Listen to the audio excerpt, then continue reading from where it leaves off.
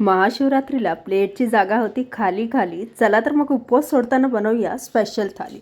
त्याची चव आहे आहा हा हा जबरदस्त. चला मग वेळ न घालवता आपण रेसिपीला सुरुवात करूया. तर सगळ्यात आधी मी इथे ओव्हरनाईट छोले भिजत टाकले होते. तर हे छोले मी कुकरला लावून घेणार आहे. 5 ते 6 शिट्या काढून घेणार आहे. इथे मी कांदे घेतलेत छिलक्यासोबत, तुम्ही बघू शकता, कारण छिलक्यामध्येच प्रोटीन असतं. धुवून पुसून घेतलेत कांदे कापून, आणि काजूसुद्धा घेतलेत थोडेसे 10 ते 12 छोलेच्या भाजीसाठी. सगळ्यात आधी खोबरं भाजून घेणार आहे. माझ्याकडे खोबऱ्याची पावडर होती तर ती मी यूज करते. खोबरं झाल्यावर लगेच कांदा असा भाजून घ्यायचा आहे ब्राऊन.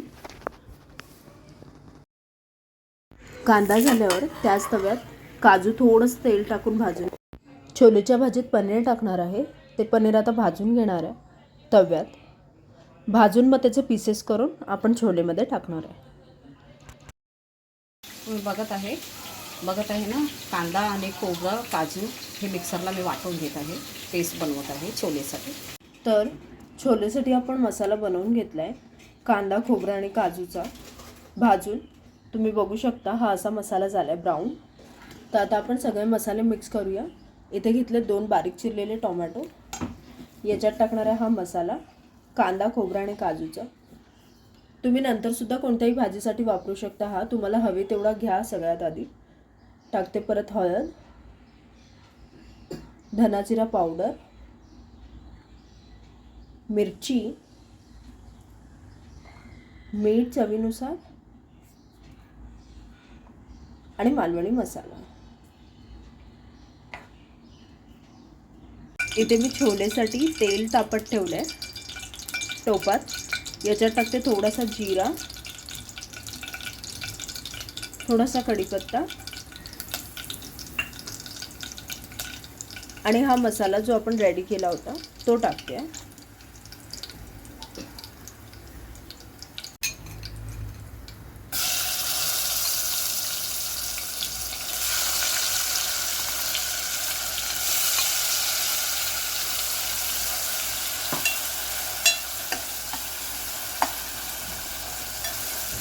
तर या थाळीमध्ये आपण बीन्सची भाजीसुद्धा बनवणार आहोत.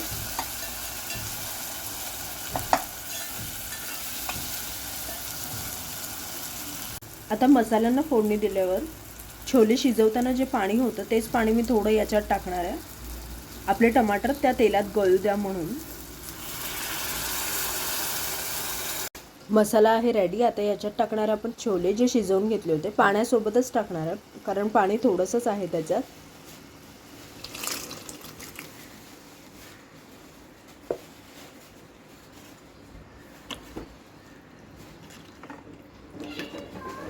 आता याच्यात टाकणार आहे पनीर, आणि हा तळवलेला कांदा आहे माझ्याकडे. तुमच्याकडे असेल तर टाका, नाही तर काही प्रॉब्लेम नाही आहे, ऑप्शनल आहे. तर आता भाजीला छान असं फिरवून घ्या आणि कोथिंबीर सोडून लगेच गॅस बंद करायचा आहे. जास्त शिजवून नाही घ्यायचं.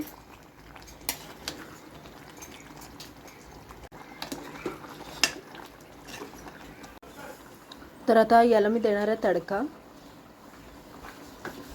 तडक्यासाठी टाकले मी थोडंसं तेल. तेल गरम झालं, टाकते थोडासा जिरा. गॅस बंद करणार आहे. टाकली आहे थोडीशी मिरची.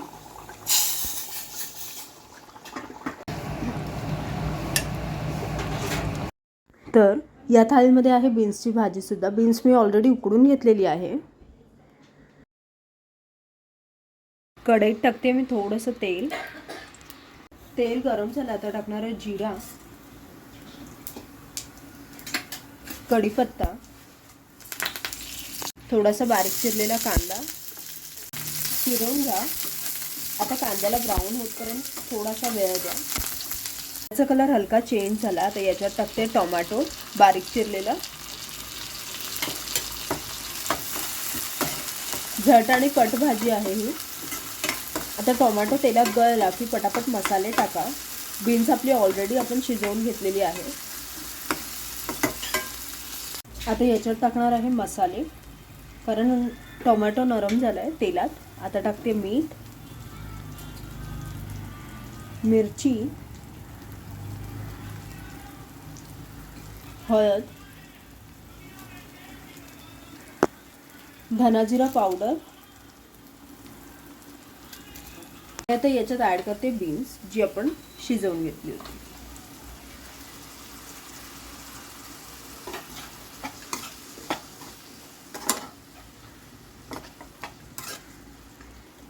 आता 2 ते 3 मिनिट या भाजीला शिजत ठेवा. मग आपण याच्यात टाकणार आहे शेंगदाण्याचा कूट.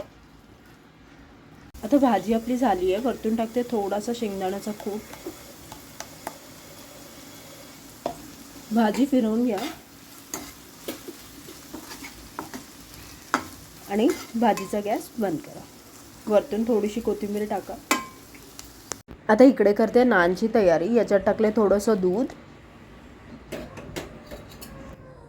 मीठ चवीनुसार आणि पाणी टाकून पीठ मळून घेतलं. तर हे थोडंसं गोळा घेऊन असं लाटून घेणार आहे.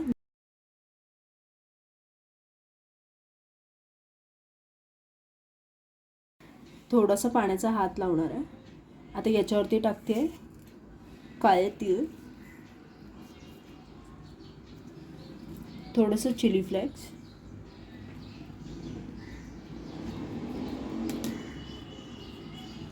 थोडीशी कोथिंबीर,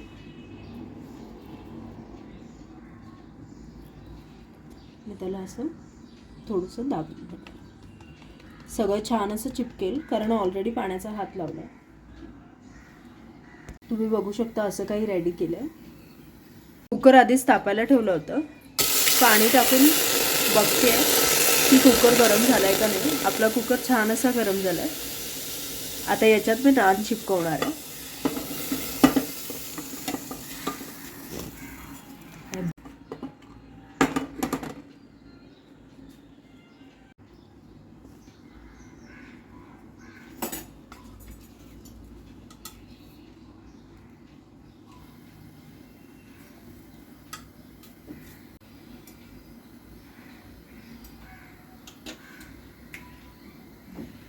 तुम्ही बघू शकता नान असा फुगलाय.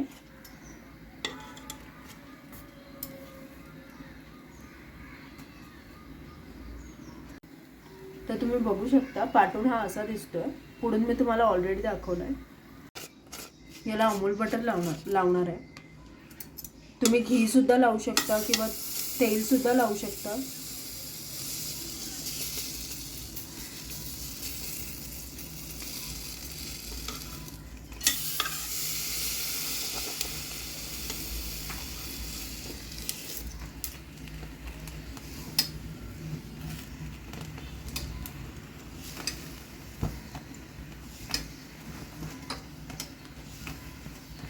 इकडे थाळीमध्ये आहे भात.